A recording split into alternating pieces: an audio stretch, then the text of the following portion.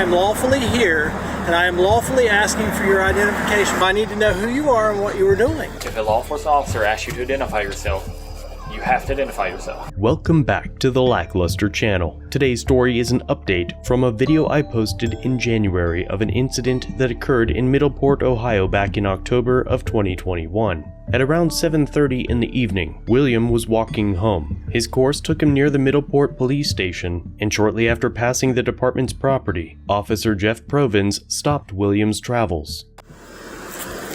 Okay, go ahead and show me some ID. Am I being detained?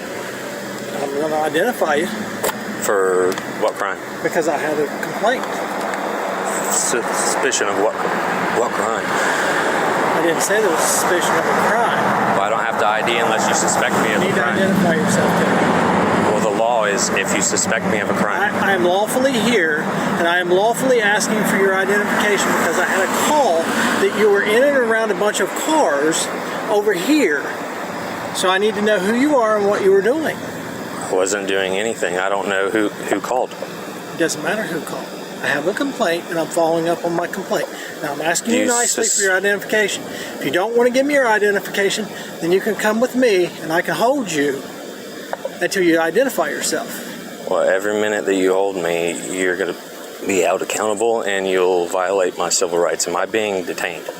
At this time, you are, if you're failing to identify yourself. Okay, well, at this time, I'm going to invoke my Fifth Amendment right to remain silent. Alrighty. Turn around and place your hands behind your back. Yes, sir. And just like that, William is placed under arrest and issued a summons that charged him with failure to comply with the order or signal of a police officer. RC 2921.331 requires that the order is necessary to direct, control, or regulate traffic. But William wasn't driving. William was on foot. Officer Provin included a charge for contempt, but based on Middleport Ordinance 161.03, the offense must have been committed before the mayor, and the mayor wasn't present. Patrolman Provins alleged that he had received a call from his dispatcher that William was snooping around the vehicles in the department's parking lot. Shortly after, William hired Scott Petroff to represent him in the matter, and when he reached out to Mr. Rick Hedges, the city solicitor, he was told that the chief stands behind his officers. After the incident, the village police department's Facebook team blocked William from commenting, and when William's attorney requested that they unblock him, they responded by deleting the entire page, and the village proceeded to prosecute William. William's lawyer requested discovery 3 times for this case, but was never offered any evidence, though the department has video cameras in their parking lot that would prove whether William even walked through the lot. The department would later say that they had deleted the footage after 2 weeks, failing to preserve evidence that would likely prove William's innocence.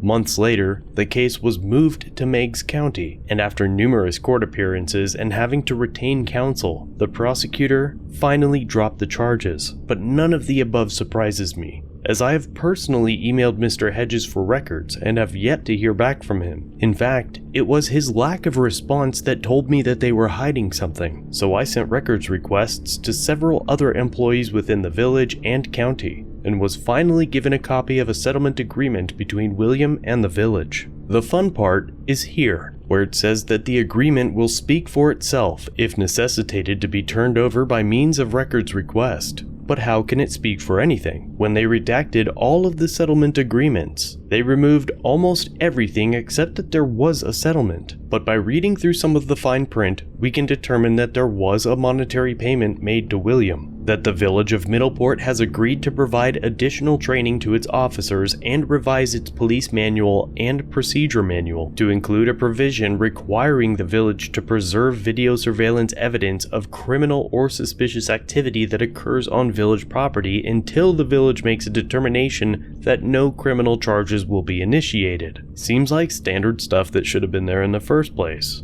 In the end, Patrolman Provin and every other officer involved, including the chief, demonstrated a complete lack of understanding regarding both constitutional restrictions on their authority and the offense they were claiming to investigate. And most of these men have been in law enforcement for their entire adult life and are just now learning the most basic concepts of freedom, while you, the taxpayer, are the ones who pay for their authoritarian mistakes. William's channel will be linked below, so be sure to let him know that I sent you. And if you need a top-notch civil rights lawyer in Ohio, I will be linking Mr. Petrov's information in the description below as well. I do have a knife on my side here. Okay. It's just like a little pocket knife. It's cool.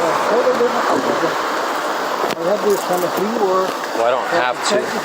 I don't have to.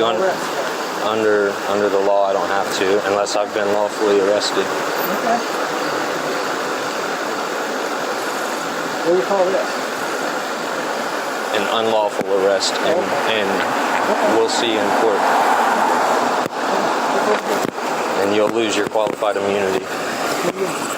Clean up against the car. I don't consent to any searches or seizures. Okay, that's fine. I don't need you to at this time. You're failing to identify yourself. Failure to ID is a secondary charge. Hey, Brandon. You advise Mr. John Doe that he has to identify himself? Am I being lawfully arrested? Did he ask to identify you? Am I being lawfully arrested? We had a complaint that he was over here walking in amongst these cars. Can I get your name and your badge number real quick, please? Okay. I'm Deputy Payne, Bankside Sheriff's Office. Badge number is 5325. Thank you. If a law enforcement officer asks you to identify yourself, you have to identify yourself. If I'm being lawfully arrested. No, you have to identify yourself, No. especially if there is a suspicious activity.